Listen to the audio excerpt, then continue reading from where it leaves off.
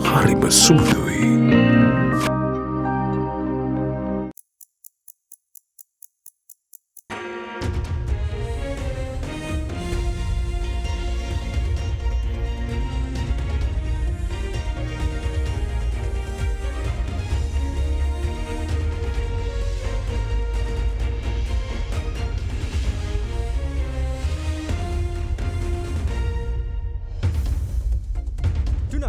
First at 9 this Friday, the 12th of January 2024.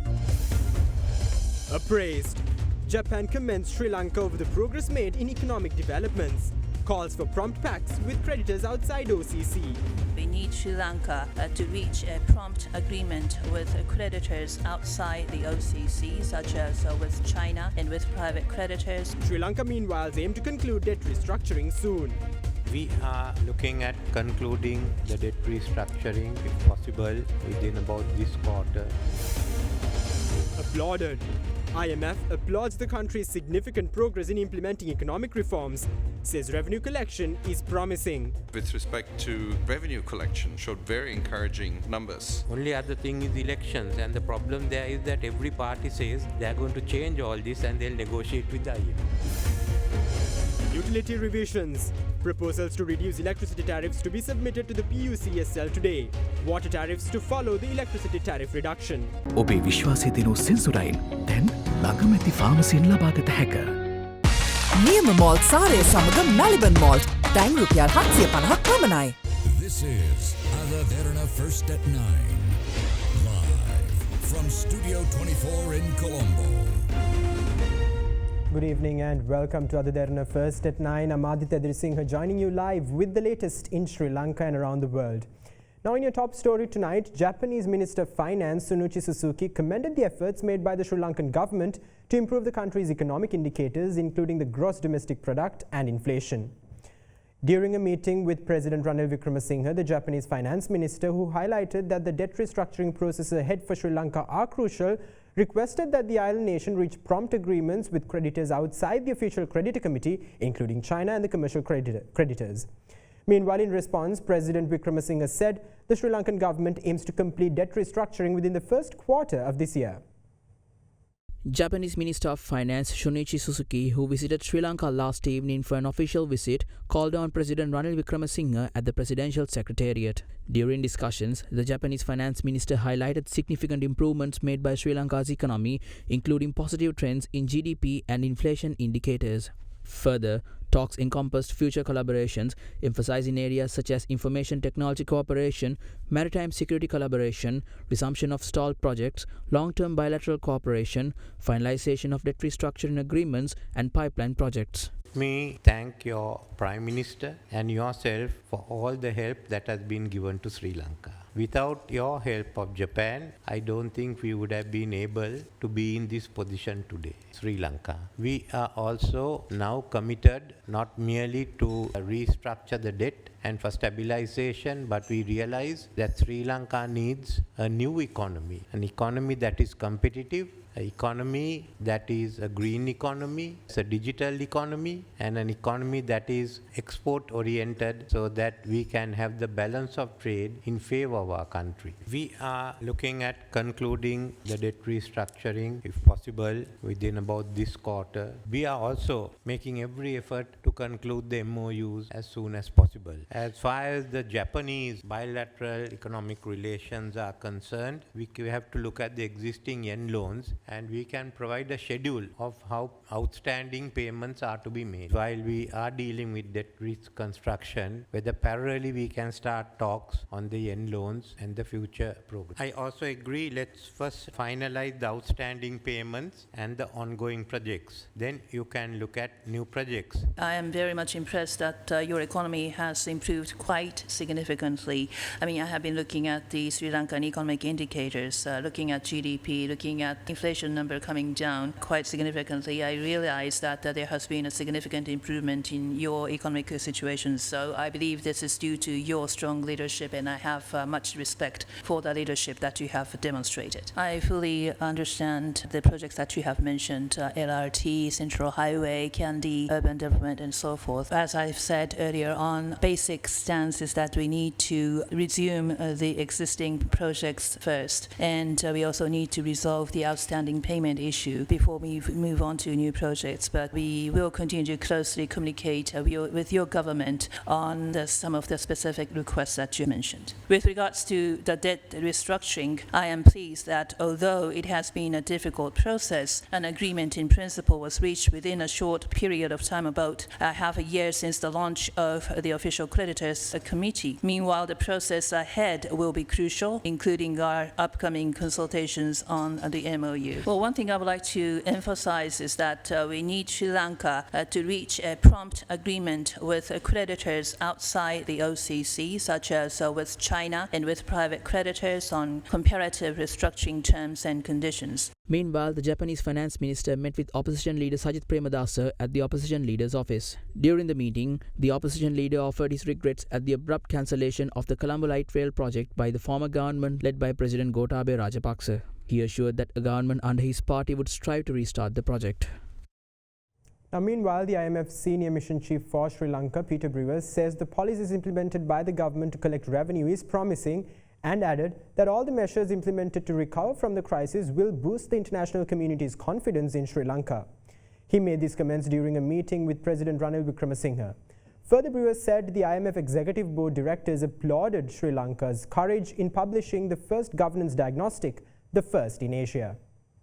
A meeting between President Ranil Wickremesinghe and the International Monetary Fund mission, which arrived in Sri Lanka last evening, was held at the Presidential Secretariat. I should start by congratulating on completing the first review under the IMF program. The program really starts on a positive note and is off to a good start, which I think is great news. At the Executive Board meeting, directors really recognized the difficult reforms that you have embarked upon and what they mean with respect to the population domestically. So there was full acknowledgement of that by the international community. For example, they pointed out the governance diagnostic to first of all agree to do it as the first one in Asia and then to publish it was actually quite courageous, and so they congratulated the authorities on that. With respect to revenue collection, in fact, we just had a meeting a few hours ago that showed very encouraging numbers that basically highlight that the policies that you implemented beginning from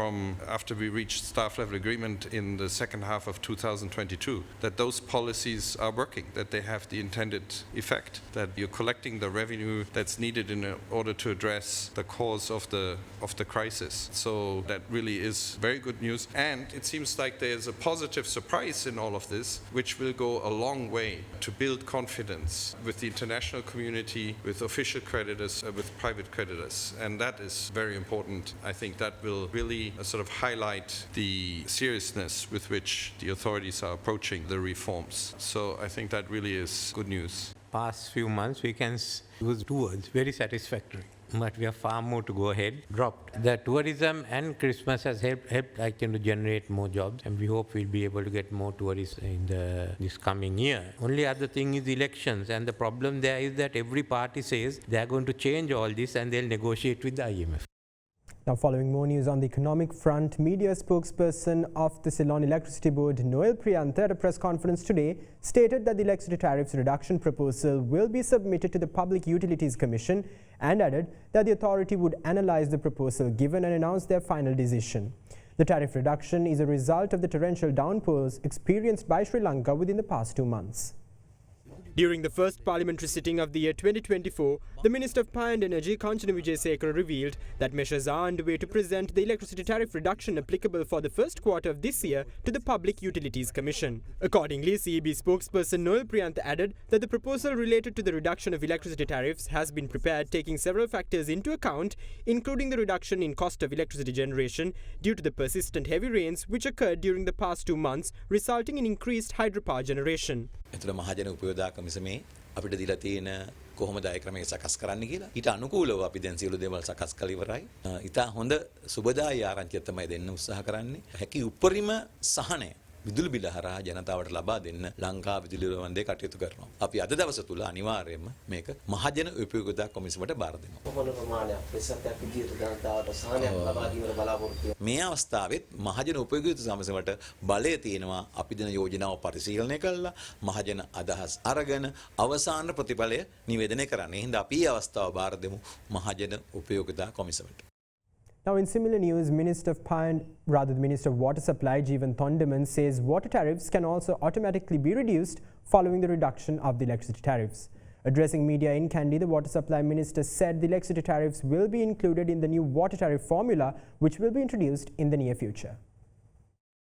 In August last year, the National Water Supply and Drainage Board increased water tariffs by a minimum of 30%, citing reasons such as rising costs, including electricity tariffs, raw materials, currency depreciation, and high interest rates. However, in order to enhance transparency and accountability in the water tariff structure, Minister of Water Supply and Estate Infrastructure Jeevan Thondaman said a new tariff guideline and formula will be introduced with the support of the Asian Development Bank, and electricity tariffs will be one of the variables in the new formula.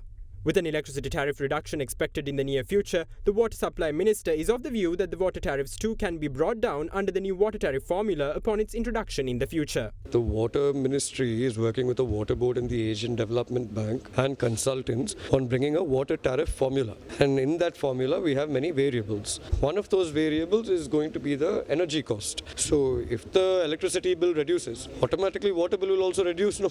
So it's going to be dependent on that, because as far as the Water Ministry is concerned, when the electricity bill increased by 66% in January 2019, in February we mentioned that water bill also has to increase. So if the electricity bill reduces by say 50% next month, even the water bill will also reduce. Energy will be taken into account in the water tariff formula.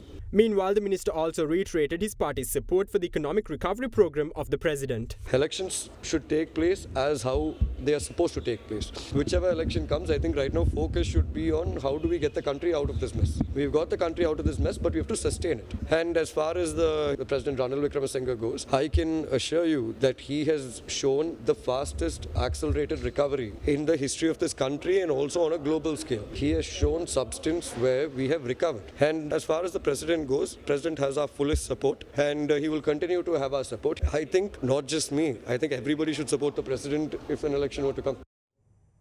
Now in other news, the deadline for the submission of proposals for the divestiture of the government's shares in Sri Lanka Telecom ended today. On the 10th of November, the government of Sri Lanka, acting through the Ministry of Finance, Economic Stabilisation and National Policies, called for the request for qualifications from potential investors for the divestiture of its shares in Sri Lanka Telecom. The announcement was made via international and local media. Accordingly, requests for qualifications received from Geo Platforms Limited, India, Fortune International Investment Holdings in collaboration with Capital Alliance Limited, and Petigio Commercio International LDA in partnership with NDB Investment Limited were considered by the opening committee appointed by the Special Cabinet Committee appointed negotiating committee. The RFQs will be evaluated according to the special guidelines on the divestiture of state-owned enterprises approved by the Cabinet of Ministers in July 2023. The International Finance Corporation acts as the transaction advisors for the divestiture of the shares held by the Sri Lankan government in Sri Lanka Telecom.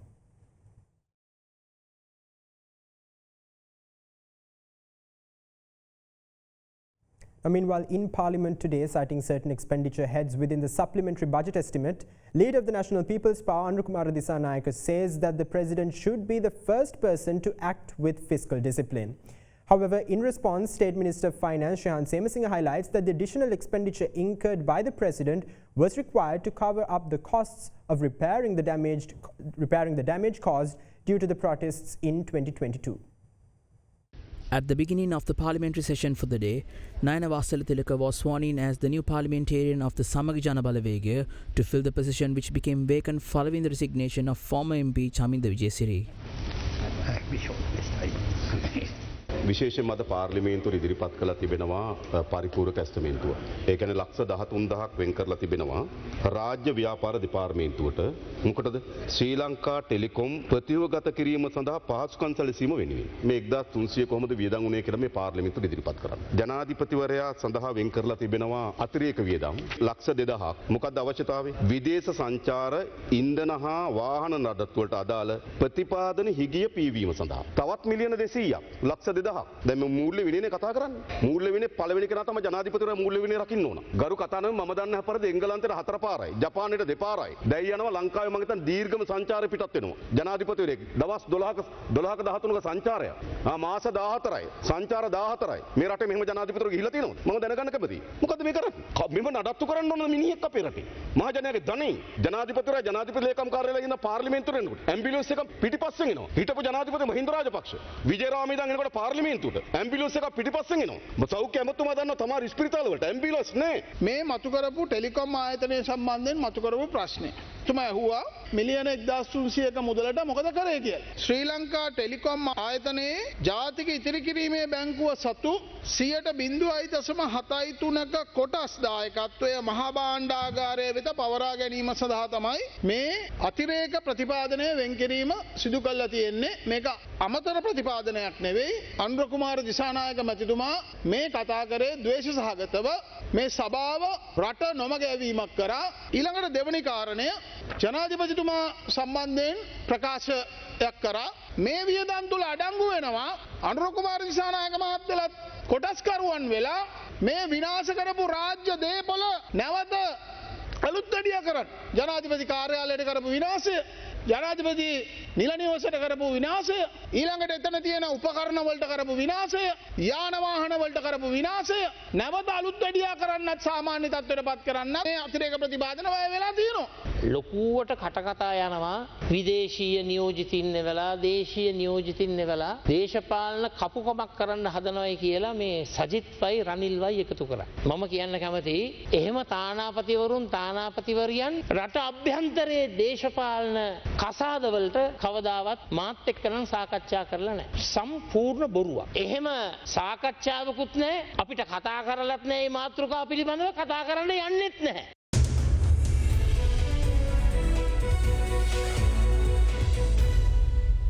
Welcome back. Now in your business news, the Colombo Stock Exchange closed lower for a 5th straight session today as losses in the financial stocks weighed in. The CSE All Share Index settled down 0.99% to 10,610.53, while the S&P Sri Lanka 20 edged lower at 0.29% at 3,022.99 points. For the week, the index fell 1.4% after logging 2 straight weeks of gains. LOLC Finance PLC and Sri Lanka Telecom PLC were the top losers on the CSE All Share Index, falling 2.08% and 1.11% respectively. Trading volume on the CSE All Share Index fell to 24.9 million shares from 25.7 million shares in the previous session. The equity market's turnover fell to 567.8 million rupees from 668.9 million rupees in the previous session. The capital goods sector was the top contributor to the market turnover today, while the food, beverage and tobacco sector was the second highest contributor. Foreign investors were net sellers of loading stocks worth 112.6 million rupees, while domestic investors were net buyers purchasing shares worth 543.2 million rupees.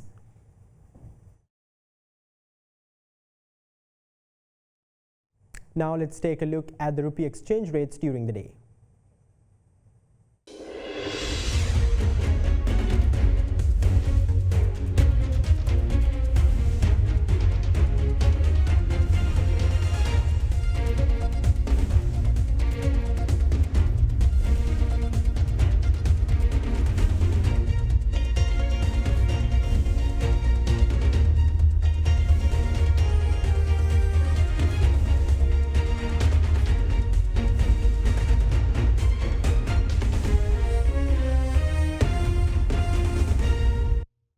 Meanwhile, across the world, the International Monetary Fund's board approved a roughly $700 million loan for Pakistan under a $3 billion bailout. The total disbursements under the standby agreement is about $1.9 billion following the IMF's completion of its first review of the program and the board's decision. The IMF has said in a statement that there are now tentative signs of activity picking up and external pressures easing. Pakistan is operating under caretaker government, and the IMF loan program approved in July helped avert a sovereign debt default. Ahead of the bailout, Pakistan had to undertake a slew of measures demanded by the IMF, including revising its budget, a hike in its benchmark interest rate, and increases in electricity and natural gas prices.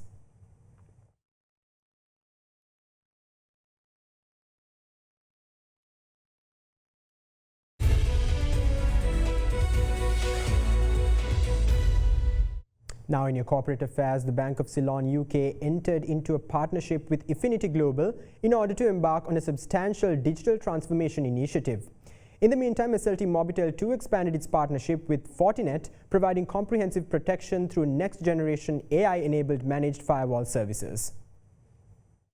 The only financial institution in the United Kingdom with a Sri Lankan heritage, Bank of Ceylon UK Limited, ahead of celebrating its 15th anniversary next year, partnered with Affinity Global to mark a substantial digital transformation initiative. This initiative aims to redefine the banking experiences and strengthen the bank's presence in the UK by transforming its traditional banking environment into a digital banking ecosystem. In addition, this collaboration is expected to expand Affinity Global's reach into the UK market, enhancing its global footprint as a trusted digital transformation partner. Meanwhile, SLT Mobitel expanded its partnership with one of the global leaders of cybersecurity solutions, Fortinet, providing multifunctional and comprehensive protection through next-generation AI-enabled managed firewall services for enterprise and state customers. Accordingly, the collaboration was marked by a formal agreement signed by the representatives of both organizations. The partnership further offers several benefits to customers via AI-enabled managed firewall services, such as ensuring a comprehensive and layered defense strategy against cyber threats and safeguarding critical assets and sensitive information. In other corporate news, the HNB Bank announced the resignation of Dilshan Rodrigo from the posts of Executive Director and Chief Operating Officer of the bank, effective today. According to the disclosure issued by the bank, the resigned director held 27,266 voting shares and 9 non-voting shares in the capital of the bank as at the date of resignation.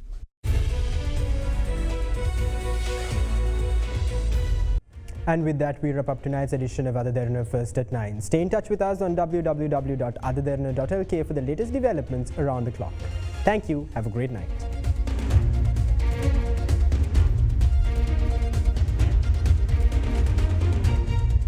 For news and information you can trust 24 hours a day, visit AdaDerana.lk.